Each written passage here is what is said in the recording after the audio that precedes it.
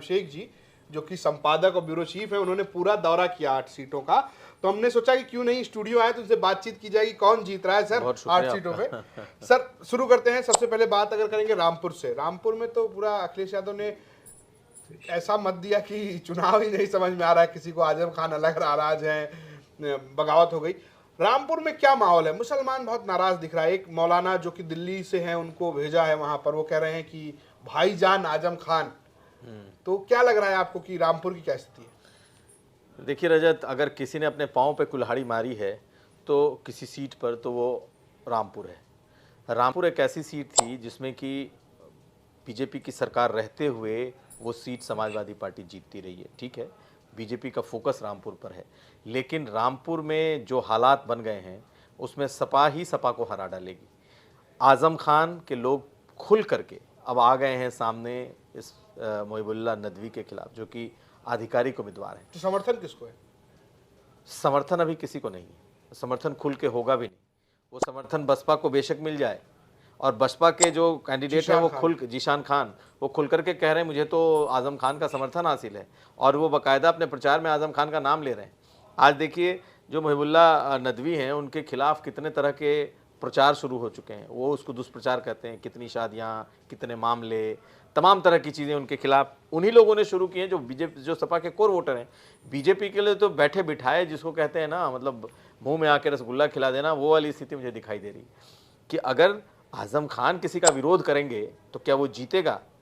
कम से कम रामपुर में तो ये संभव नहीं है। आजम खान बेशक जेल में हो, लेकिन वो शख्सियत वो हैं कि वहाँ की पूरी सियासत उनके ही इर्द गिर्द घूमती है, और पूरी मुस्लिम सियासत को वो कंट्रोल करते हैं। अगर उन्हें कोई चैलेंज कर रहा है, अगर अखिलेश यादव ने मोहिबुल्लाह नदवी को उतारा और वो ये कह रहे हैं कि आजम भाई कहने की तो मुझे नहीं लगता है कि कभी किसी बड़े नेता ने भी कहा होगा। आजम साहब ही लोग उनको कहते रहे। ठीक है, वो जेल में हैं, लेकिन पॉलिटिकल आदमी हैं और उन्होंने दमदारी से जो सियासत की है। तो बहुत सारी ऐसी चीज़ें हैं जो लोगों को वहाँ पसंद नहीं आ रहे। आजम खान जेल में हैं, झेल रहे हैं, इन पर इतने मामले हैं, वो अपनी जगह है, लेकिन जो मोहिबुल्लाह नदवी हैं उनके लिए ये मुश्किल का सबब है। उनके साथ लोकल मुझे बहुत ज़्यादा लोग दिखाई नहीं दिए।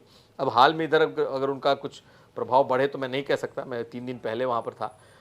लेकिन ये बात मैं ज़रूर कहूँगा कि उनके खिलाफ जिस तरीके से सपा के लोगों ने ही शुरुआत कर दी है, बड़ा मुश्किल है वो सीट, कम से कम अब उस सीट में लड़ाई में अच्छे तरीके से बने रहना सपा के लिए। इसी सटी हुई सीट मुरादाबाद है, जहाँ पर अखिलेश यादव ने वहाँ भी एक तरीके से आजम खान के विरोध में स्टेशन को उतारने की कोशिश की।